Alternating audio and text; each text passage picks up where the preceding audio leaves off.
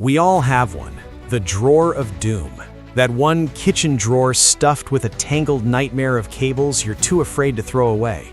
You've got the wide, flat ones for your old printer, the chunky, square ones for that digital camera you haven't used since 2011, and about 5 different versions of a phone charger.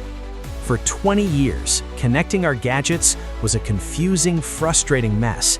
But then, almost overnight, everything changed. One small, oval-shaped connector appeared and started killing off the competition. It took over our laptops, our headphones, our gaming consoles, and finally, after a massive geopolitical fight, even the iPhone. I'm talking, of course, about USB-C. But what makes this tiny plug so special? Is it really just about charging, or is there something much more powerful hiding inside those pins? Today, we're unraveling the surprising history of the one port to rule them all, right here in Simple Things Surprising Histories.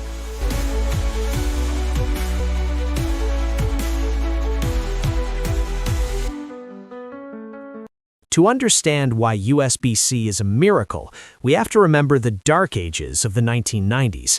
Back then, if you looked at the back of a computer, it looked like a sci-fi villain's control panel. You had a serial port for the mouse, a parallel port for the printer, a game port for your joystick, and PS2 ports for keyboards. None of them were compatible, and they all required you to restart your computer just to get them to work. Then came the Universal Serial Bus, or USB. It was a revolution. It promised one plug for everything. And for a while, it was great. We got the rectangular USB Type A, that's the one you know, the one you can never plug in right the first time. But as our gadgets got smaller, that big rectangle didn't fit, so the industry panicked. They shrank it down to mini USB, then micro USB. But then printers still used the square Type B, and hard drives used this weird double plug thing called micro B. By 2013, the dream of a universal cable was dead. We were drowning in plastic spaghetti. The tech giants, Apple, Intel, Microsoft, and HP, knew they had to fix it. They went back to the drawing board to build something permanent. In 2014, the USB Implementers Forum unveiled the solution, USB Type-C. At first glance, it just looks like a smaller micro USB, but under the hood, it's a beast. The old USB cables had just 4 pins, power, ground, and 2 for data. That's it. USB-C, it crams 24 pins into that tiny oval. And the genius part, it's symmetrical. The pins are mirrored on the top and bottom. This is why there is no right side up. You can plug it in blindfolded, and the cable instantly detects which way it's facing and reroutes the electricity electronically. But those 24 pins aren't just for convenience. They unlocked a superpower called alternate mode.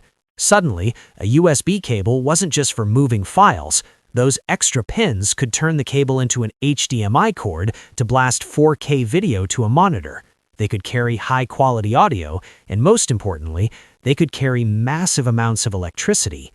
This is the killer feature of USB-C, power delivery, or PD. Old USB ports were weak. They pushed out about 2.5 watts, just enough to slowly charge a phone. If you tried to charge a laptop with an old USB cable, nothing would happen. USB-C changed the physics. It can negotiate with your device. The charger talks to the phone and asks, "Hey, how much power can you handle?" If it's a pair of headphones, it sends a trickle. If it's a high-end laptop, modern USB-C cables can blast up to 240 watts of power. That is an insane amount of energy for such a tiny plug. This is why your modern laptop doesn't have that heavy brick charger with the round tip anymore. It just uses the same port as your phone. One cable, every device. But wait, if USB-C was so perfect, why did the most popular phone in the world, the iPhone, refuse to use it for nearly a decade? Apple actually invented USB-C. They were the first to put it on a laptop in 2015, but for their phones, they stuck to their proprietary Lightning port. Why? Control and money. By owning the Lightning standard, Apple could regulate who made accessories. But the European Union had a different priority: e-waste.